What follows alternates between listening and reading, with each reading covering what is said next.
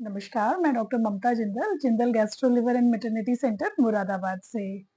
आज के वीडियो में हम बात करेंगे महिलाओं की एक ऐसी कॉमन समस्या के बारे में, जो लगभग हर महिला को अपने किसी न किसी एज में फेस करनी पड़ती है। और वो समस्या है स्कैंटी पीरियड, मतलब माहवारी के टाइम पर पीरियड्स का कम होना। तो पीरियड्स क्यों कम होते हैं, नॉर्मल पीरियड्स कैसे आते हैं और अगर पीरियड्स कम हो रहे हैं तो आपके शरीर पर इसका क्या-क्या प्रभाव पड़ता है और आपको क्या-क्या इसके लिए ट्रीटमेंट लेने की ज़रूरत होती है, यही सब है आज के वीडियो का टॉपिक। तो सबसे पहली बात कि नॉर्मल पीरियड्स क्या होते हैं? नॉर्मल पीरियड्स जो हैं रिप्रोडक्टिव एज की महिलाओं को, मतलब मेनार्की से लेकर मेनोपॉज़ तक की महिलाओं को लगभग हर 28 से 30-32 दिन के अंदर आते हैं। अगर ये साइकिल 35 दिन की भी है तो भी कोई प्रॉब्लम नहीं है, ये भी एब्सोल्युटली नॉर्मल है। ये पीरियड नॉर्मली 2 से 8 दिन तक लास्ट करते हैं और महिला को लगभग 40 से 50 एमएल ब्लीडिंग टोटल होती है। अगर ये पीरियड अपने नॉर्मल ड्यूरेशन से कम हो रहे हैं, मान लीजिए कि किसी को 2, 3, 4 साल तक पीरियड्स जो हैं वो 6 डेज़ होते थे और अब सडनली उसको पीरियड्स जो हैं 1 दिन, 2 दिन या खाली स्पॉटिंग होके रह जा रही है, तो हम इसे कहते हैं कि ये पीरियड नॉर्मल से कम हो रहे हैं, स्कैंटी हो रहे हैं, जिसको डॉक्टर की लैंग्वेज में हम कहते हैं कि ये हाइपोमेनोरिया है। तो हाइपोमेनोरिया जो होता है वो लगभग सभी महिलाएं कभी ना कभी किसी ना किसी एज में फेस करती ही हैं। जो नॉर्मल पीरियड्स हैं वो शरीर के अंदर बहुत सारे हार्मोन्स के आपस में इंटरेक्शन की वजह से आते हैं। जो हमारा ब्रेन होता है उसमें एक ग्लैंड होती है जिसे हम हाइपोथैलेमस कहते हैं। उस हाइपोथैलेमस से जीएनआरएच नाम का एक हार्मोन रिलीज होता है, वो ब्रेन में ही प्रेजेंट एक दूसरी ग्लैंड जो कि पिट्यूटरी कहते हैं उस पर एक्ट करता है और पिट्यूटरी से फिर 2 हार्मोन निकलते हैं, एफएसएच और एलएच। इन दोनों हार्मोन्स का एक्शन जो होता है वो ओवरी पे होता है। ओवरी से फिर 2 हार्मोन्स निकलते हैं, ईस्ट्रोजन और प्रोजेस्टेरोन। ये ईस्ट्रोजन एंड प्रोजेस्टेरोन जो हैं ये सबसे इंपॉर्टेंट हार्मोन्स हैं। ये यूट्रस की जो सबसे अंदर की लाइनिंग होती है एंडोमेट्रियम, उस एंडोमेट्रियम पे एक्ट करते हैं और उसकी मोटाई को बढ़ाते हैं। तो बेसिकली हर महीने शरीर ये प्रिपेयर करता है कि अगर प्रेगनेंसी होती है तो वो उस थिक एंडोमेट्रियम में जाके इम्प्लांट हो। अगर प्रेगनेंसी नहीं हो रही है, मतलब आप अनमैरिड हैं या आप प्लान नहीं कर रही हैं या किसी भी और कारण से प्रेगनेंसी नहीं हो रही है, तो ये जो थिक एंडोमेट्रियम है ये ही शेड होती है मेंस्ट्रुअल ब्लड के रूप में। तो इस तरह से हर महिला को लगभग 28 से 30-32 दिन में माहवारी होती है, जो कि एंडोमेट्रियम जो बढ़ी है हार्मोनल इन्फ्लुएंस की वजह से वही निकलती है। सबसे पहले तो आपको ये जानने की ज़रूरत है कि ऐसा बिल्कुल नहीं है कि शरीर में कोई पूरे महीने गंदा पानी या गंदा ब्लड एक्यूमुलेट होता है, जमा होता है, जो माहवारी के रूप में निकलता है। ये नॉर्मल नेचुरल प्रोसेस है, इसमें कोई गंदा ब्लड जैसी चीज़ नहीं होती है। अगर आपकी प्रेगनेंसी हो गई है, अगर बच्चा इम्प्लांट हो गया है, तो ये एंडोमेट्रियम और ग्रो करेगी और अगर प्रेगनेंसी नहीं हुई है, तो ये एंडोमेट्रियम जो है मेंसेस के फॉर्म में निकल जाएगी। अब हम डिस्कस करेंगे कि आखिर ऐसा क्यों होता है कि किसी महिला को पीरियड्स नॉर्मल होते-होते स्कैंटी होने लगते हैं। तो स्कैंटी इसलिए होने लगते हैं कि या तो उसको हार्मोनल प्रॉब्लम है, जैसे मैंने अभी आपको बताया कि इतने सारे हार्मोन्स फंक्शन करते हैं, तब जाके नॉर्मल मेंसेस आते हैं। तो अगर कहीं पर भी किसी भी लेवल में हार्मोन्स की प्रॉब्लम है, तो आपके पीरियड स्कैंटी हो सकते हैं। या दूसरा कारण एंडोमेट्रियम की प्रॉब्लम है। एंडोमेट्रियम जो है पूरी ग्रो नहीं कर रही है, तब आपको पीरियड्स जो हैं वो स्कैंटी हो सकते हैं।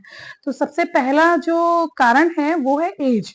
जब आपको बिल्कुल शुरुआत में पीरियड स्टार्ट होते हैं, मेनार्की की एज होती है या मेनोपॉज़ होने वाला है, पीरियड्स बंद होने वाले हैं, उसके 1-2 साल पहले से आपको पीरियड्स जो हैं वो स्कैंटी हो सकते हैं। क्या होता है कि शरीर में हार्मोनल चेंजेस होते हैं, उन हार्मोनल चेंजेस की वजह से पीरियड जो हैं वो स्कैंटी हो सकते हैं। ये नॉर्मल है, ये एज के साथ सही हो जाएगा। मतलब अगर आपको मेनार्की के टाइम पे पीरियड कम हो रहे हैं, तो वो 1-2 साल में जब आपके हार्मोन्स स्टेबल हो जाएँगे, हार्मोन्स का डिसबैलेंस खत्म हो जाएगा, तो वो पीरियड ऑटोमेटिकली आपको नॉर्मल आने शुरू हो जाएँगे। इसके लिए आपको किसी भी दवाई की ज़रूरत नहीं है। दूसरा कॉमन कारण है जेनेटिक्स। अगर आपकी फैमिली हिस्ट्री ऐसे है कि आपकी मदर, आपके सिस्टर या आपकी ग्रैंडमदर किसी को इस तरह से स्कैंटी पीरियड्स होते थे, तो पॉसिबिलिटी है कि आपको भी स्कैंटी पीरियड्स हो सकते हैं। तीसरा कारण जो है वो है हार्मोनल डिसबैलेंस।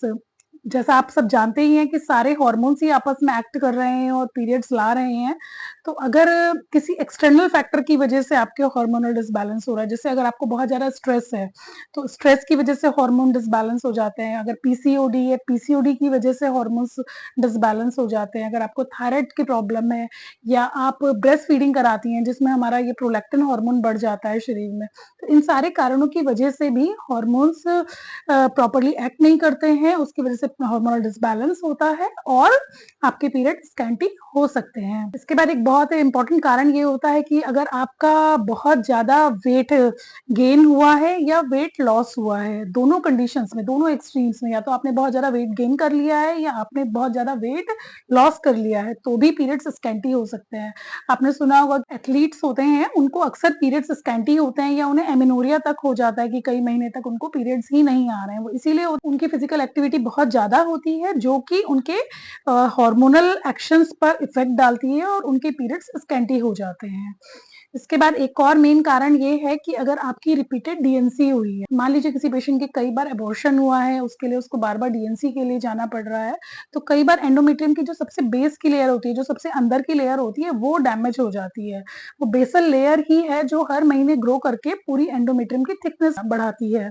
अगर वो बेसल लेयर किसी भी कारण से डिस्ट्रॉय हो रही है, तो एंडोमेट्रियम ग्रो नहीं करती है। तो अगर रिपीटेड डीएनसी हो रही है तो कई बार ऐसा होता है कि एंडोमेट्रियम जो है वो डिस्ट्रॉय हो जाती है, अंदर जो है एडिशन फॉर्मेशन बन जाते हैं, वो आपस में चिपक जाती है बच्चेदानी। तो ये जो है ये एक सीरियस कंडीशन है, इसके लिए आपको ट्रीटमेंट की ज़रूरत है, इसकी वजह से आपको हो सकता है कि आप प्रेग्नेंट भी ना हो पाएँ। तो इसका जो है इन्वेस्टिगेशन और ट्रीटमेंट की डेफिनिटली ज़रूरत पड़ती है। इसके बाद एक और कंडीशन है जो इंडिया में बहुत कॉमन है, वो है बच्चेदानी की टीबी होना। अगर किसी महिला को बच्चेदानी की टीबी हो गई है, तो भी ऐसा होता है कि पीरियड्स बहुत स्कैंटी हो जाते हैं। लेकिन ये जो सारे कारण मैं आपको बता रही हूँ, इनमें से काफ़ी कारण जो हैं वो ट्रीटेबल हैं। अगर आपको जेनेटिक्स ऐसा है तो आपको टेंशन लेने की ज़रूरत नहीं है। अगर आप ऑलरेडी बहुत टेंशन ले रहे हैं, तो अपने लाइफ़स्टाइल को मॉडिफ़ाई करिए, स्ट्रेस को कम करिए, आपके पीरियड ऑटोमैटिकली नॉर्मल हो जाएँगे। अगर हार्मोनल डिसबैलेंस है, शरीर में प्रोलैक्टिन का लेवल ज़्यादा है या थायराइड का प्रॉब्लम है या पीसीओडी का प्रॉब्लम है, तो जैसे ही अब हम कॉज़ को ट्रीट करते हैं, आपके पीरियड भी नॉर्मल हो जाते हैं। अगर आपका वेट बहुत ज़्यादा है, तो अपने वेट को कंट्रोल कीजिए। अगर आपने सडनली बहुत ज़्यादा वेट लॉस कर लिया है, तो उसके लिए भी आपको थोड़ा-सा अ, वेट पुट ऑन करने की ज़रूरत है कि क्योंकि जो एस्ट्रोजन हार्मोन होता है, वो जो स्किन की फैटी लेयर होती है, उसी में स्टोर्ड रहता है। तो अगर आपने एक्यूटली बहुत ज़्यादा वेट लॉस किया है, तो शरीर में एस्ट्रोजन जो है, वो कम हो जाता है। अगर आपकी हिस्ट्री के हिसाब से आपको यूट्रस की ट्यूबरक्लोसिस सस्पेक्ट की जा रही है, तो एक टेस्ट होता है मेंस्ट्रुअल ब्लड से हम टीबी पीसीआर करते हैं, उसके टेस्ट के द्वारा आप कंफर्म करवा सकते हैं और फिर आपको टीबी की दवाइयाँ लेंगी, तो आप डेफिनिटली बेटर होती जाएँगी। इसके बाद अगर आपकी रिपीटेड डीएनसी हुई है, उसकी वजह से अगर आपको स्कैंटी पीरियड्स हो रहे हैं, तो आपको हिस्टेरोस्कोपी और बायोप्सी करवाने की ज़रूरत है। अगर हिस्टेरोस्कोपी में कन्फर्म होता है कि एशरमैन सिंड्रोम है, तो कुछ मेडिकेशंस और कुछ ट्रीटमेंट के बाद काफ़ी हद तक ये प्रॉब्लम भी सॉल्व हो सकती है। अपनी डाइट का ध्यान रखिए, अपने स्ट्रेस के लेवल को कम करिए और अगर ये आपकी एज ऐसी है, मेनार्की या पेरीमेनोपॉज़ल है, तो ये नॉर्मल नेचुरल फिनोमेना है, नॉर्मल नेचुरल चेंजेस हैं बॉडी के, इन्हें एक्सेप्ट करिए। आई होप ये जानकारी आपके लिए हेल्पफुल होगी। ऐसे ही जानकारी भरी वीडियोज़ के लिए हमसे जुड़े रहिए। Thank you.